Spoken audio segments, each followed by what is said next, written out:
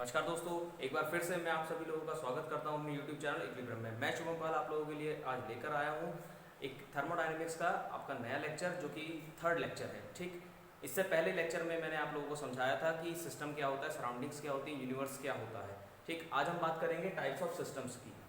Thermodynamic system कितने type का होता है उसकी बात करेंगे। ठीक, आपको ब्लैक बोर्ड पर, व्हाइट बोर्ड पर दिखाई दे रहा है। According to mode of exchange, thermodynamic में कुछ मोड ऑफ एक्सचेंज होते हैं। दो तरह के मोड ऑफ एक्सचेंज होते हैं। ठीक, पहला एक्सचेंज होता है एनर्जी का, दैट इज एनर्जी एक्सचेंज। दूसरा एक्सचेंज होता है मास का। ठीक, पहला एक्सचेंज होता है एनर्जी का। First exchange is energy exchange, second exchange is mass exchange. Energy exchange दो तरीके से हो सकता है, या तो हीट की फॉर्म में होगा या फिर वर्क की फॉर्म में होगा। मास एक्सचेंज आपको पता है कि मास अगर बाहर जाता है कोई भी थर्मोडायनेमिक सिस्टम का जो मैटर है, यदि वो सिस्टम से बाहर जाता है तो उसको मास एक्सचेंज कहते हैं। या तो सराउंडिंग से सिस्टम के अंदर आता है या सिस्टम से सराउंडिंग के में जाता है, तो उसको कहेंगे आप मास एक्सचेंज। ठीक है, यहाँ पर according to mode of exchange, मतलब मोड ऑफ एक्सचेंज दो तरह के होते हैं एनर्जी और मास एक्सचेंज के बेस पे। यदि मैं आपको बोलूँ कि थर्मोडायनेमिक सिस्टम कितने टाइप के होते हैं, तो तीन टाइप के थर्मोडायनेमिक सिस्टम होते हैं। According to mode of exchange there are three types of thermodynamic system. First is open system, पहला सिस्टम आपका ओपन सिस्टम है, दूसरा क्लोज सिस्टम है, तीसरा सिस्टम आपका आइसोलेटेड सिस्टम है। बात करते हैं ओपन सिस्टम की। ओपन सिस्टम को का जो दूसरा नाम है कंट्रोल वॉल्यूम सिस्टम भी बोलते हैं, बिकॉज यहाँ पर जो वॉल्यूम होता है वो फिक्स्ड होता है। आपका जहाँ पर मैटर या सिस्टम जहाँ से गुजरेगा, वो जो वॉल्यूम है, स्पेस है और रीजन है, वो आपका क्या रहेगा, फिक्स रहेगा, इसीलिए इसको कंट्रोल वॉल्यूम बोला जाता है। ओपन सिस्टम में सबसे बड़ी बात, आपको ये जो डायग्राम दिखाई दे रहा है, इससे आप समझें, इससे आपको ज़्यादा समझ में आएगा। ये जो सिस्टम दिखाई दे रहा है, मैंने एक सिस्टम बनाया है, एक क्लोज्ड आपका एनवेलप बनाया है, उस एनवेलप के अंदर मैंने लिखा सिस्टम। इसके बाहर वाली जितनी चीज़ें होंगी वो किस में आएंगी, सराउंडिंग्स में आएंगी, मैं आपको बता चुका हूँ। ठीक, बाहर वाली सारी चीज़ें किस में आती हैं, सराउंडिंग में आती हैं। सिस्टम इतना ही है। ओपन और कंट्रोल वॉल्यूम, ये जो सिस्टम है, इसमें मास और एनर्जी दोनों सिस्टम से सराउंडिंग के बीच आ और जा सकती हैं। जैसे कि यदि मैं यहाँ पर बोलूं कि यहाँ पे सिस्टम से मास बाहर भी जा सकता है, mass is allowed, mass and energy both are allowed to go outside the system और to enter into the system. Mass और एनर्जी दोनों सिस्टम से बाहर भी जा सकते हैं और सिस्टम से अंदर भी आ सकते हैं, मतलब सिस्टम से सराउंडिंग में भी जा सकते हैं और सराउंडिंग से सिस्टम में भी आ सकते हैं। तो ऐसे सिस्टम को आप बोलेंगे ओपन सिस्टम। जैसे कि एग्जांपल बताएं, इंजन ऑफ द कार, जो आपका कार का इंजन है या मोटर बाइक का जो भी इंजन होता है, उसको क्या कहते हैं आप, that is the example of open system. Second example अगर मैं बात करूं सेकंड एग्जांपल की, तो आप कह सकते हैं boiler. Boiler is a steam generator, जो भी स्टीम पैदा करता है, ऐसे जो आपकी डिवाइस होती है उसको बॉयलर कहा जाता है। तो दूसरा आपका जो एग्जाम्पल होगा ओपन सिस्टम का, होगा बॉयलर। तो आप लिख भी सकते हैं यहाँ पर एग्जाम्पल, इसमें लिख लीजिए। सबसे पहले बात आप इसमें लिखिए, मास and energy transfer is allowed.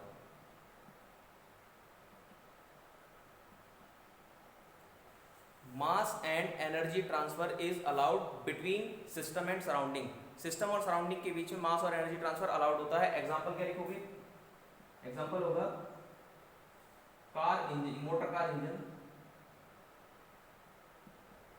Motor car engine, और एग्जांपल हो सकता है boiler.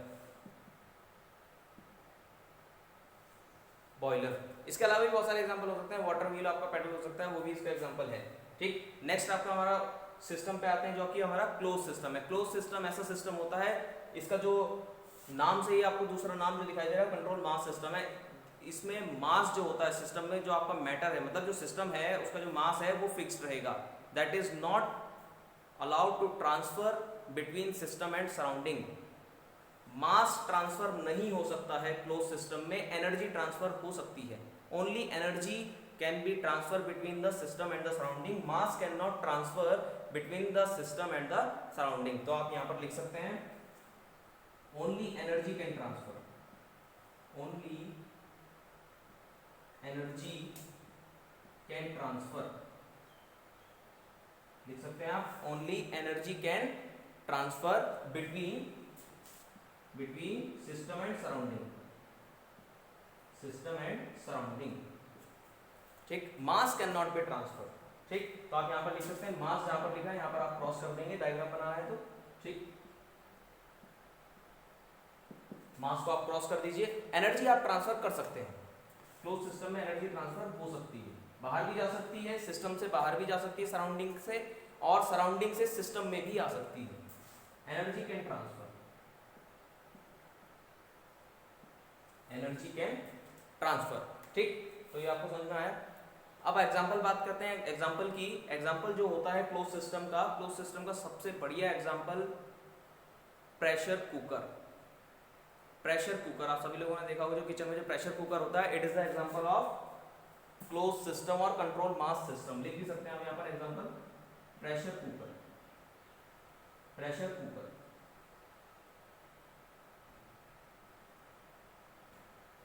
Pressure cooker. Second example आप लिख सकते हैं किचन रेफ्रिजरेटर, जो आपके घरों में जो किचन में जो फ्रिज रखा होता है, जिसको फ्रिज कहते हैं, रेफ्रिजरेटर उसका नाम होता है, उस रेफ्रिजरेटर को भी आप कह सकते हैं it is a close system, it is example of close system.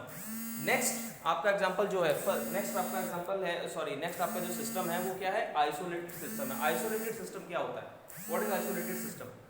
Isolated system एक ऐसा सिस्टम है जिसमें ना तो एनर्जी ट्रांसफर हो सकती है और ना ही मास ट्रांसफर हो सकता है सिस्टम और सराउंडिंग के बीच में। सिस्टम और सराउंडिंग के बीच में ना तो आप एनर्जी ट्रांसफर कर सकते हैं, ना ही मास ट्रांसफर कर सकते हैं। ऐसे सिस्टम को आप बोलेंगे आइसोलेटेड सिस्टम। लिख सकते हैं neither mass nor energy, neither mass nor energy can transfer between the system and the surrounding। Surrounding के बीच में ना तो मास जा सकता है ना ही एनर्जी जा सकती है। ऐसे सिस्टम को आप बोलेंगे आइसोलेटेड सिस्टम। एग्जांपल क्या है आइसोलेटेड सिस्टम का? सबसे बढ़िया एग्जांपल है थर्मोफ्लास्क। आपके घरों में, सबके घरों में थर्मस होगी, जिसमें आप चाय सर्दियों में जो है चाय उसमें बना करके एक बार रख देते हैं, तो वो कई घंटों तक आपने देखा होगा 8-10 घंटों तक वो क्या रहती है, गर्म रहती है। हालांकि वो परफेक्टली आइसोलेटेड नहीं है, क्योंकि अगर परफेक्टली आइसोलेटेड वो थर्मस या जो थर्मोफ्लास्क है, अगर वो परफेक्टली आइसोलेटेड होती तो चाय जो है हमेशा गर्म ही रहती। लेकिन ऐसा तो नहीं होता है, 8-10 घंटे की उसकी कैपेसिटी होती है, क्योंकि कहीं ना कहीं थोड़ा बहुत लीकेज, आपका हीट लीकेज होता ही है, एनर्जी लीकेज हो ही जाता है। इसलिए परफेक्टली आइसोलेटेड कोई भी सिस्टम नहीं होता है। It is a hypothetical thing. Hypothetical का मतलब सिर्फ मान्यता है कि आपका आइसोलेटेड सिस्टम परफेक्टली आइसोलेटेड होते हैं, लेकिन एक्चुअल में नहीं होता है। वास्तविक जिंदगी में कोई भी परफेक्टली आइसोलेटेड नहीं होता है। थोड़ा बहुत लॉसेस हर जगह होते हैं, हीट लॉसेस हर जगह होते हैं, इसीलिए परफेक्टली आइसोलेटेड आप नहीं कह सकते। लेकिन हाँ, हम मान सकते हैं कि आइसोलेटेड सिस्टम के बहुत करीब है आपकी जो थर्मोफ्लास्क है, उसको एक एग्जांपल आप मान सकते हैं आइसोलेटेड सिस्टम का। तो यहाँ पर आप एग्जांपल लिखेंगे थर्मोफ्लास्क। आइसोलेटेड सिस्टम का एग्जांपल जो है वो थर्मोफ्लास्क है।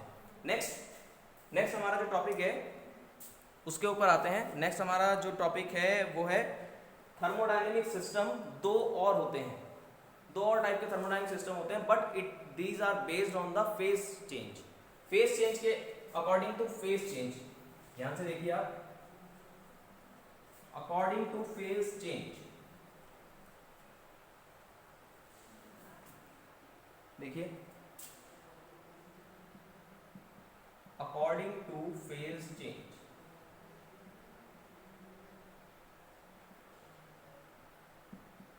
फेज आप अच्छी तरीके से जानते हैं। फेज किसे कहते हैं? जैसे कि वाटर के 3 फेज होते हैं, solid, liquid and gas. These are known as the phases, अवस्थाएं जिसे आप कह सकते हैं, ठीक। According to phase change 2 types के सिस्टम्स होते हैं। One is homogeneous system and another system is heterogeneous.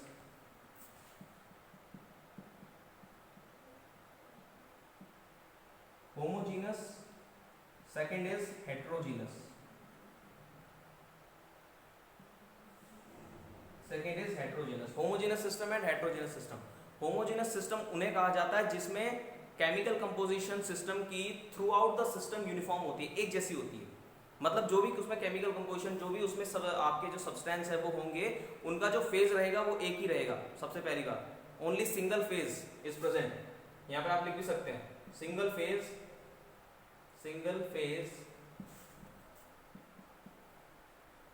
And chemical composition is uniform. Chemical composition is uniform.